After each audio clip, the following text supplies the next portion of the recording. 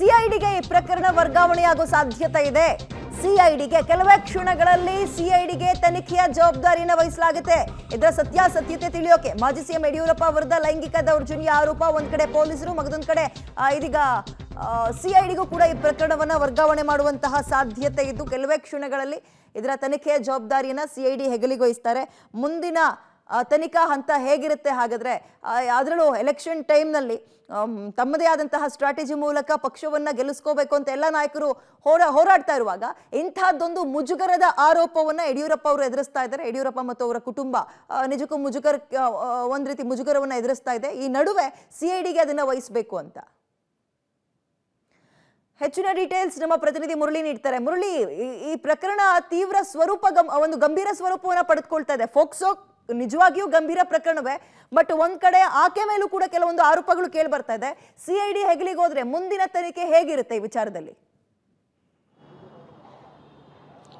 ಖಂಡಿತ ವಿದ್ಯೆ, ಯಾಕೆಂದ್ರೆ ಪ್ರಮುಖವಾಗಿ ಈ ಪ್ರಕರಣಕ್ಕೆ ಸಂಬಂಧಪಟ್ಟಂತೆ ಸಾಕಷ್ಟು ಅನುಮಾನಗಳಿತ್ತು, ಜೊತೆಗೆ ಸಾಕಷ್ಟು ಏನು ಪರ ಮತ್ತು ವಿರೋಧದ ವಿಚಾರಗಳು ಕೂಡ ಕೇಳಿ ಬರ್ತಾ ಇತ್ತು. ಯಾಕಂದ್ರೆ ಆಕೆಯೇ ಈಗಾಗಲೇ ಸುಮಾರು 53 ಪ್ರಕರಣಗಳನ್ನ ದಾಖಲು ಮಾಡಿದರೆ, ಅಧಿಕಾರಿಗಳ ವಿರುದ್ಧ ಇರ್ಬೋದು ಮತ್ತು ಉದ್ಯಮಿಗಳ ವಿರುದ್ಧ ಇರ್ಬೋದು ಅಂತೇಳಿ ಈ ರೀತಿಯಲ್ಲಿ ಒಂದಿಷ್ಟು ವಿಚಾರಗಳು ಕೂಡ ಬೆಳಕಿಗೆ ಬರ್ತಾ ಇತ್ತು.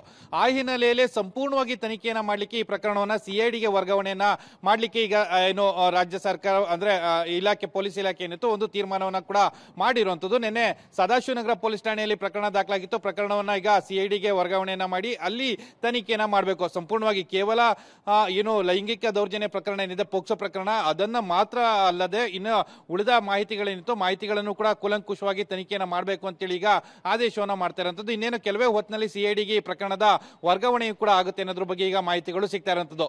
ಇನ್ನ ಏನಂದ್ರೆ ಏನು ಬೆಂಗಳೂರು ನಗರ ಪೊಲೀಸ್ ಆಯುಕ್ತರು ಈ ಪ್ರಕರಣವನ್ನ ಅಲ್ಲಿಗೆ ತನಿಖೆಯನ್ನ ಮಾಡಬೇಕು ಅಂತೇಳಿ ಡಿಜಿ ಅಲೋಕ್ ಮೋಹನ್ ಅವರಿಗೆ ಒಂದು ಪತ್ರವನ್ನು ಬರೀತಾ ಇದ್ದಾರೆ. ಪತ್ರವನ್ನು ಬರೆದ ಬಳಿಕ ಅವರು ಅಲ್ಲಿಗೆ ಮಾಹಿತಿಯನ್ನು ರವಾನೆಯನ್ನ ಮಾಡಿ ಸಿಐಡಿಗೆ ಈ ಪ್ರಕರಣವನ್ನು ವರ್ಗಾವಣೆ ಮಾಡಿ ಅಲ್ಲಿ ಸಂಪೂರ್ಣವಾಗಿ ಅದು ಮಹಿಳೆ ಇರುವಂತಹ ಹಿನ್ನೆಲೆ, ಈಗಾಗಲೇ ಏನು ಗೃಹ ಸಚಿವರು ಇರ್ಬೋದು, ಜೊತೆಗೆ ಆರೋಪವನ್ನು ಹೊತ್ತಂತ ಯಡಿಯೂರಪ್ಪ ಇರ್ಬೋದು, ಇವರೆಲ್ಲರೂ ಕೂಡ ಒಂದಷ್ಟು ಮಾಹಿತಿಗಳನ್ನು ನೀಡಿದ್ದಾರೆ. ಅವರು ಮಾನಸಿಕ ಸ್ಥಿಮಿತತೆ ಇಲ್ಲ, ಅಸ್ವಸ್ಥರಾಗಿ ಬಿಹೇವ್ ಅನ್ನ ಮಾಡ್ತಾ ಇದ್ದಾರೆ ಅಂತ ಹೇಳಿ ಹೇಳಿರುವಂತದ್ದು.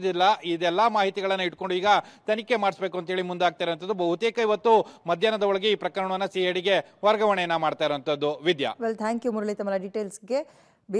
ಮಾಜಿ ಸಿಎಂ BS ಯಡಿಯೂರಪ್ಪ ಅವರ ವಿರುದ್ಧ ಫೋಕ್ಸೋ ಕೇಸ್ ಪ್ರಕರಣಕ್ಕೆ ಸಂಬಂಧಪಟ್ಟಂತೆ ಸದ್ಯದ ಬೆಳವಣಿಗೆ, ಅವರ ನಿವಾಸಕ್ಕೆ ಪೊಲೀಸರು ಭೇಟಿ ಕೊಟ್ಟಿದ್ದಾರೆ. ಇನ್ನೇನು ಕೆಲವೇ ಕ್ಷಣಗಳಲ್ಲಿ ಸಿಐಡಿಗೂ ಕೂಡ ಆ ಕೇಸ್ನ ವರ್ಗಾವಣೆ ಮಾಡ್ತಾರೆ ಅಂತ.